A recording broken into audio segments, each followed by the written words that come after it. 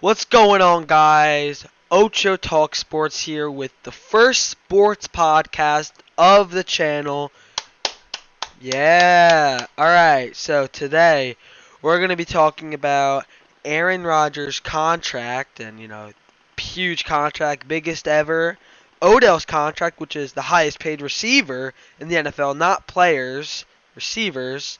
Then I'll be giving my own Super Bowl prediction and also be talking about the two YouTubers, KSI, Logan Paul, boxing, and who I think really should have won. So to start, we'll start with Aaron Rodgers' contract. So Aaron Rodgers, in my opinion, is the top three greatest quarterbacks of all time. I think Brady, Montana, and Rodgers. I'm not going to say who's in what position. I'm just going to say that those three are in the top three. So I definitely think Aaron Rodgers completely deserves this contract, but it really does seem like every time a superstar's player's contract is up, they get the highest. Like Matt Ryan had the highest, and then now Aaron Rodgers has the highest, and Odell has the highest now. So whoever's contract is up next for superstars or who's ever getting the extension contract, they'll probably be higher than Rodgers. It's just like the NBA too in all sports, but obviously Rodgers does deserve over 100 million, guaranteed 100 million.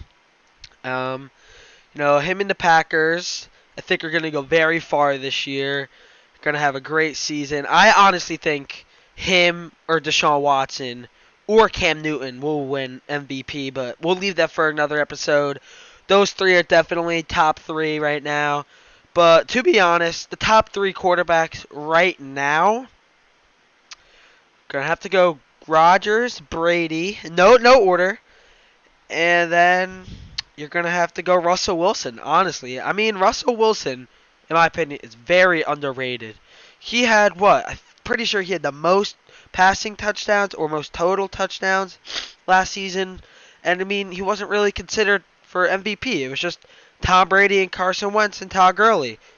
Honestly, I think he is very underrated and feel pretty bad right now for Russell because everyone's leaving. Cam's gone. The defense is crumbling with Sherman gone. No offense anymore, but he still makes it work a lot. Honestly, I don't see another playoff for them until they get a better team, of course. But, I mean, props to Russell Wilson. I think the most underrated quarterback in the NFL. So now, let's move to Odell Beckham's contract. So, I am an Eagles fan, as you can see from my picture, a Joel Embiid picture. And, to be honest, I am very happy for Odell. I mean, I I I hate him as an Eagles fan. Like, he just annoys me, and his cockiness, and he hasn't even had a playoff touchdown yet. Nick Foles and Marcus Mariota have more receiving touchdown in the playoffs than him. But I mean, I honestly think in a few years he will be the best receiver in the NFL. And I hate to say it. I hate to say that someone in my division is going to be the best receiver and not someone on my team. But, I don't think it's going to make a big difference. Him and Saquon, I mean, everyone, I think it's too much overhype. I think they'll go 8-8, honestly. I don't see them winning the division with their O-line, even though Giants fans say, oh, but we have Nate Soldier. We are adding rookies. Eli Manning, too. Defense is okay. Landon Collins, Eli, I don't know. But I definitely still see Eagles winning division. Oh, we'll leave that. We'll leave that for later. But Giants 8-8, I think. But again, super happy for Odell. Obviously, the next superstar receiver that's going to get a contract will be higher than his. But for right now, I think for the future, he should be the highest. Same with Rodgers. Both of them should have the highest contracts for their positions because they are the best for their positions right now. I mean, Brady, of course, all time is better, but right now, Rodgers is better than Brady. But again, super happy for him. Gonna be greatest receiver of this century for Odell. Him and Antonio Brown and Julio are up there. And DeAndre Hopkins. Love him too. But yeah, that's basically it. And now we're gonna move to my Super Bowl prediction. So a few analysts from Bleacher Report, Chris Sims and what's his name, Lefko, Adam Lefko. Chris Sims said Steelers defeat Saints, which I think is pretty possible, and Packers defeat Texans. I don't see Texans making Super Bowl, but I definitely see Steelers, Saints, and Packers being in the Super Bowl. I mean, I don't think the Eagles are gonna go again, but hey, everyone said that last year when they didn't have Carson Wentz, Jason Peters, but hey, you never know. I definitely think they're gonna win the division, but right now, this preseason, 0 points for all offensive starters. It's not looking too well. So, yeah, I don't have the Eagles being in the Super Bowl this year. I'm not going to be biased or anything. I don't think they're going to make it. I think that there's a different team this year that are going to be able to make it. That's why coming out of the NFC, I'm going to have Packers playing against the Saints in the NFC Championship. I definitely think it's going to be close between them two. But honestly, I'm loving Rodgers. I definitely think the Packers are going to be able to take it. Even though Saints do have a great team now, Michael Thomas, Kamara. I mean, I don't see the GOAT losing. I'm kidding. I don't see the GOAT losing, Aaron Rodgers. I definitely think he's going to be in the Super Bowl. And as for the AFC, just like Chris Sims, I do think the Steelers will be in the AFC Championship, but I think they're going to be beat by the Jaguars. Yeah, I've been telling many people that I think the Jaguars are coming out of the AFC, but everyone won't believe me. I have such great feeling for this. Blake Bortles, I know Jalen Ramsey's talking a lot of smack. I feel really good. Leonard Fournette is going to be a beast. Just picked him in my auction draft. $69. I feel very confident in the Jaguars this season. I feel like they're going to have a 12-4 season. I'm very confident in them. So then, we have Packers playing against the Jaguars, which I think will be a very good game. This could be a very good game, but winning, you got to go Packers. I think the Jaguars are too young to be able to win the Super Bowl, but I definitely think I think they can make it. I think Aaron Rodgers is just more experience, and the whole Packers team, veterans, old, good players, and definitely the Jaguars will keep being on top for a while with these young players in their hands. So that is my personal Super Bowl prediction.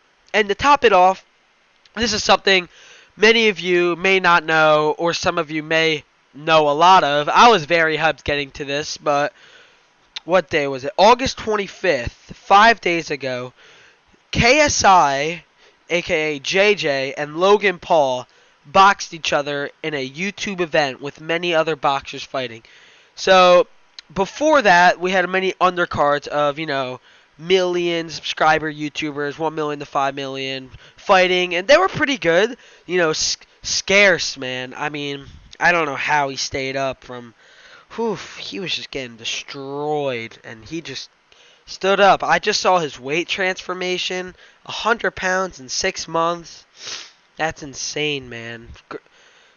Man, props to Scarce. And Deji, KSI's little brother, and Jake Paul, Logan's little brother, fought. And first round, I was watching this with my friends. After the first round, I put money on Deji. I put $10 on Deji. I was like, oh man, he fucked him up. He really did fuck him up. So I put my money on Deji. But unfortunately, as Deji said a lot, his cardio sucked. His core sucked. The body shots were killing him, he said. As you can see in the weigh-in, he didn't look that much in shape, but you can definitely tell there was a lot of power in his punch, which is very good. But I didn't even know this. Deji informed his viewers that Jake's been training for boxing for 3 years, and he got his shit fucked up by Deji. It was in round 5 that they had to throw in the towel for him because his cardio sucked. I definitely think if his cardio didn't suck, that was all Deji's. But for training for 3 years and getting your face fucked up by him, that's embarrassing, man. So on to the main event, KSI versus Jake Paul. So KSI has more experience as he fought another YouTuber, Joe Weller, and TKO'd him, which was insane. I watched that live. So happy. But Logan Paul has the weight, the reach, and the height. Even though the weight is only by like 2 pounds, he still had the height, bigger, length, wingspan, and I mean, I was confident in JJ. I definitely thought JJ, but at the beginning of this fight, I knew he was gonna win. I had such a good feeling. You know, I'm a YouTuber named Bradley Martin. He's a crazy man. He's a big man. He went and got punched in the stomach and the face by both JJ and Logan Paul. And in his results video, he said JJ hit him harder and better. And I was like, I'm telling you guys, he's got this. You know, experience. He's a more skilled boxer. Even though Logan might have an athletic background, I think he's still more skilled background, more stamina. He's gonna box like Floyd Mayweather, not like him, but an amateur Floyd Mayweather. And you know, the first 2 rounds, Logan held his own, and you know that jab of his, that lengthy jab, really helped him. He fucked up JJ, but you do notice in the fight, all of the punches in the first 2 rounds, Logan threw at him. JJ wasn't affected at all. He was shaking his head like, let's keep going. I'm ready. Let's go. And as the rounds went on, round 1 and 2 went to Logan, obviously. He had much more punches. You know, Logan was taunting him. The jab was helping him. I think KSI was just trying to figure him out and see how to get in. And round 3 he did. Round 3 KSI won the round. Same with round 4. So it was a 2-2 split even. And there's 6 rounds, 3 minutes. And round 5, I think Logan barely won the round. But round 6, man. Man, I'm telling, if there was one more round, KSI would have knocked him out. Like every single punch KSI threw, Logan just shook. He was shook, and he had to keep clinching and clinching because he was tired. And you can see at the end of the fight, KSI got lifted up. He was all happy. You know, he thought he won, and Logan's just like breathing heavily, leaning down, and he just needs water. And KSI stamina held him well. KSI, the amount of times, the good punches that he made Logan almost fall, and none of Logan's punches really did that to KSI. KSI was a much stronger core-wise and face. I don't know. Like, he was much stronger and did it. Even though Logan's punches looked good, he didn't back down. He kept going. Unlike Logan, just kept clinching and clinching and clinching. So I definitely think, even though it was a draw, I surely think KSI won the fight. His punches were much more effective. Those last round really served him well. Every single round he was up first. So much energy. I definitely think he should have won that fight, even though it was a draw. I put $150 on KSI before the fight even happened. And I was so happy at the end of round 6. And when I hear it's a draw, I immediately think this is rigged, because they signed a contract for a 2-fight event, a 2-fight contract. So I watched a few videos, and Logan said that's what most boxers do, but I don't think that's what most boxers do. So yeah, I think it's a little bit rigged, but I don't know how you could just make a draw. I think KSI was robbed. I can't say I was the draw, but I definitely think KSI had the edge. So guys, thank you very much for listening. I know I'm just a high schooler kid, and you know, this is my dream to become. This is my dream. I want to be in sports communications. I want to be able to be doing podcasts, TV shows with sports and stuff. I will be posting maybe weekly, 2 a week. I don't know. It'll be a little iffy on when I post, but thanks for listening, some of you guys, and peace.